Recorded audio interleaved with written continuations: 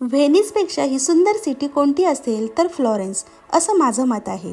Tuscany प्रदेशाच्या राजधानीचे शहर म्हणून ओळखल्या जाणाऱ्या या शहरात खरंच कलात्मक आणि स्थापत्यशास्त्राच्या चमत्काराचा इतिहास आहे.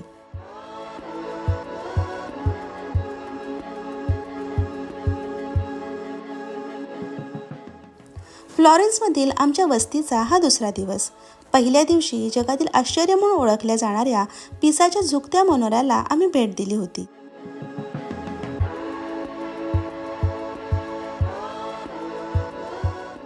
आणि आजचा दिवस फक्त फ्लॉरेन्स फिरण्यासाठी ठेवला होता.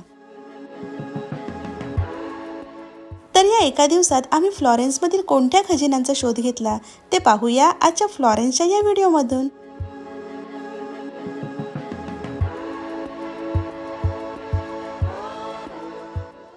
फ्लॉरेन्सचा इतिहास रोमन काळापासूनचा आहे, परंतु तो खऱ्या अर्थाने मध्ययुग आणि पुनर्जागरणाच्या काळात भरभराटीला आला. या काळामध्ये अनेक प्रभावशाली कुटुंबांनी या शहराच्या सांस्कृतिक आणि कलात्मक विकासाला चालना देण्यासाठी प्रयत्न केले.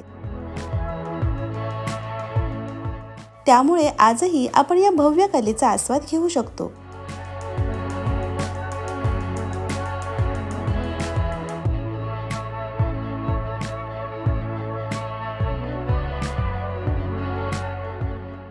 फ्लॉरेन्समधील सर्वात आधी व्हिजिट दिलेले आमचे ठिकाण म्हणजे गॅलेरिया डेल अकॅडमिया.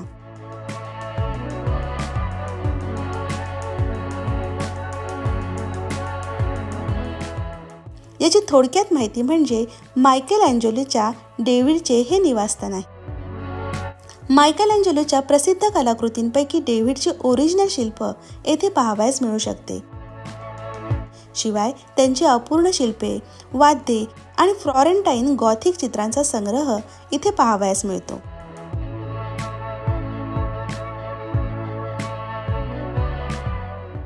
फक्त डिओमो म्हणून ओळखले जाणारे हे कॅथेड्रल फिलिपो ब्रुनलेस यांनी डिझाईन केलेल्या प्रभावी घुमटासाठी प्रसिद्ध आहे.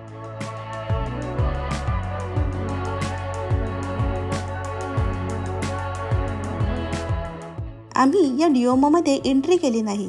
या कॅथेड्रल व्यतिरिक्त या चौकामध्ये बॅप्टिस्टरी आणि जिओटोचे कॅम्पनाइल म्हणजेच घंटा टॉवर देखील आहे.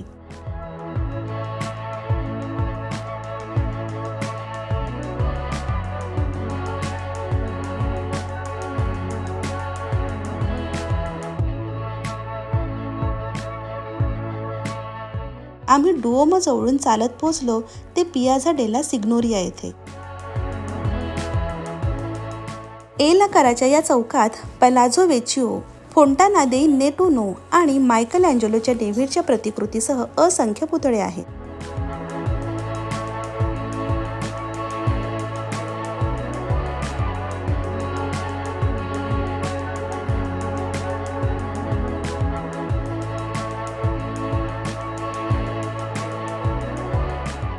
इथे एक ओपन एअर गॅलरी देखील आहे.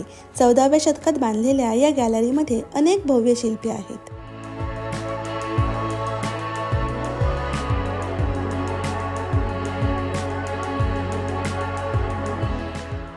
या ओपन गॅलरीच्या मागेच उफिसी गॅलरी तिकीट ऑफिस आहे. आम्ही येथे डायरेक्ट तिकीट काढले होते.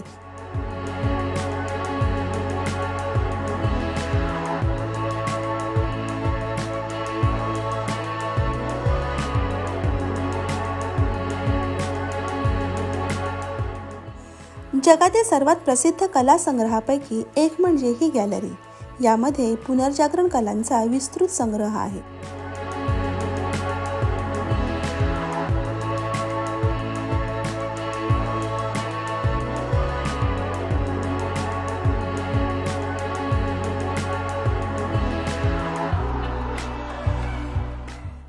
जवळपास 3 मजल्यांची ही गॅलरी आहे.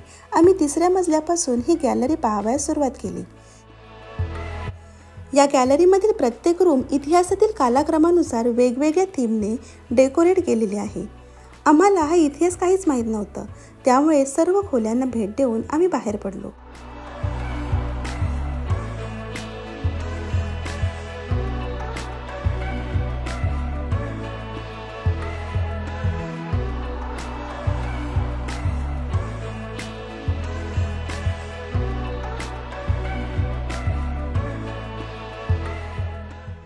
या उफिजीमध्ये एक विंडो आहे की जिथून पोंटे वेचिओ, अर्डो नदी आणि समोरचे सुंदर दृश्य निहाळता येते. आम्ही या सर्व गोष्टींचा अनुभव घेतला.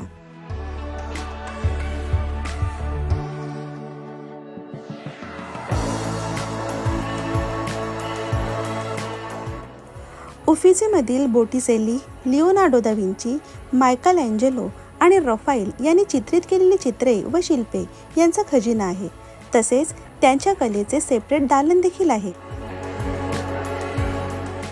पण बोटिसेली या पेंटरचे द बर्थ ऑफ व्हीनस व प्रिमावेरा हे पेंटिंग्स मात्र सर्वांचे लक्ष वेधून घेते.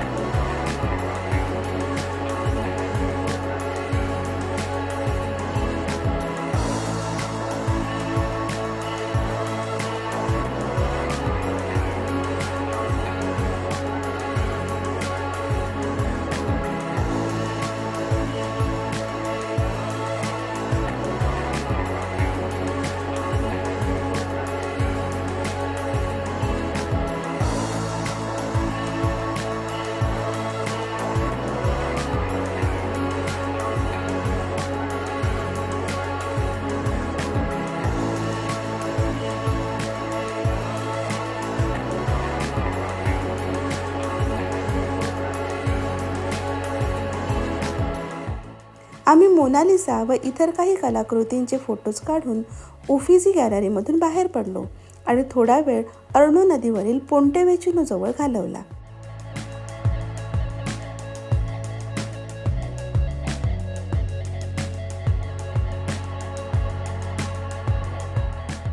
पोंटे वेचिओ म्हणजेच दुसऱ्या महायुद्धाच्या काळात वाचलेले इटलीमधील हे एकमेव ब्रिज आहे. या ब्रिजवर मध्ययुगीन काळात बाजार भरत असत. आज त्यास ऐतिहासिक स्थान प्राप्त झाले आहे.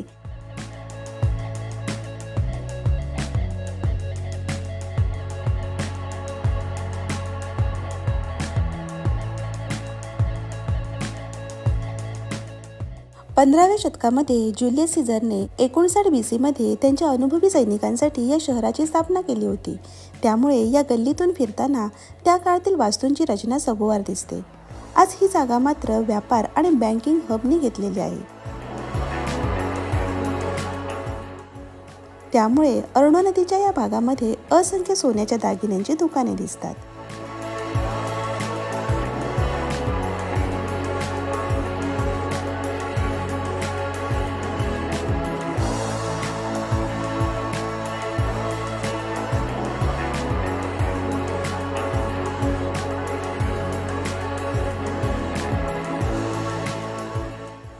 मध्ययुगातील या दगडी पुलासोबत फ्लॉरेन्समधील आणखी एक गोष्ट प्रसिद्ध आहे ते म्हणजे जिलाटो आईस्क्रीम.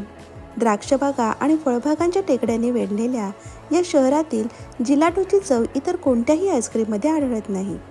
आम्ही देखील या आईस्क्रीमचा आस्वाद घेतला आणि ब्रिजवरील आणखी एक मजा पाहण्यासाठी पुढे गेलो.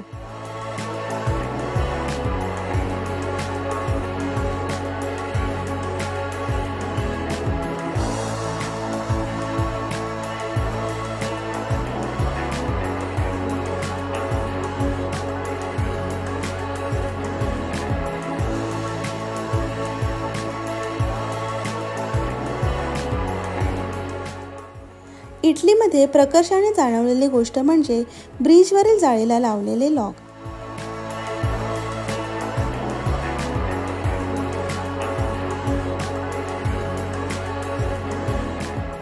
नदीच्या प्रवाहावरील ब्रिजवर जर लॉक लावले आणि त्याची चावी वाहत्या प्रवाहामध्ये सोडली तर आपली मनाची इच्छा पूर्ण होते.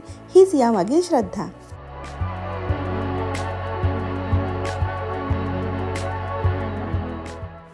फ्लॉरेन्स चामड्याच्या वस्तू, सोन्याचे दागिने आणि उत्तम कारागीर व त्यांच्या हस्तकलेसाठी ओळखले जाते.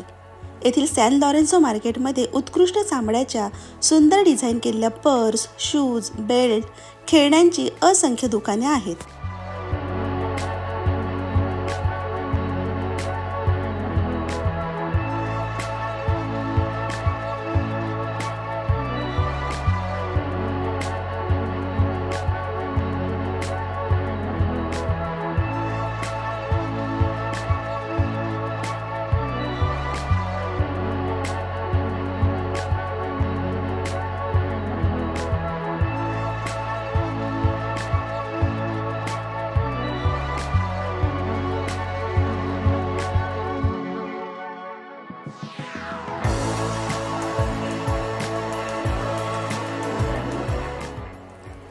फ्लॉरेन्स त्याच्या कॉम्पॅक्ट आकारामुळे म्हणजेच गल्ल्यांच्या पण अनुकूल रस्त्यांमुळे पायी फिरण्यासाठी एक उत्तम शहर आहे। आम्ही आमच्या या एक दिवसाच्या फ्लॉरेन्स ट्रिपसाठी कोणत्याही प्रकारचे ट्रॅव्हल पास खरेदी केले नव्हते। फ्लॉरेन्समधील बहुतांशी ठिकाणे ही फ्री असून स्टेशनपासून वॉकिंग डिस्टन्सवर आहेत।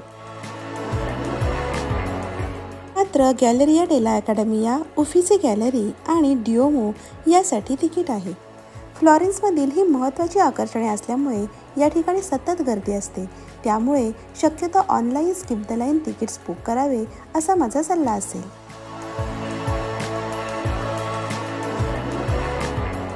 फ्लॉरेन्स अखंडपणे त्याचे ऐतिहासिक महत्त्व जपत असलेले इटलीतील एक प्रसिद्ध शहर आहे, त्यामुळे जर तुम्ही कलाप्रेमी असाल आणि इतिहासाचे चाहते असाल तर फ्लॉरेन्स या ऐतिहासिक शहरास नक्की भेट द्या।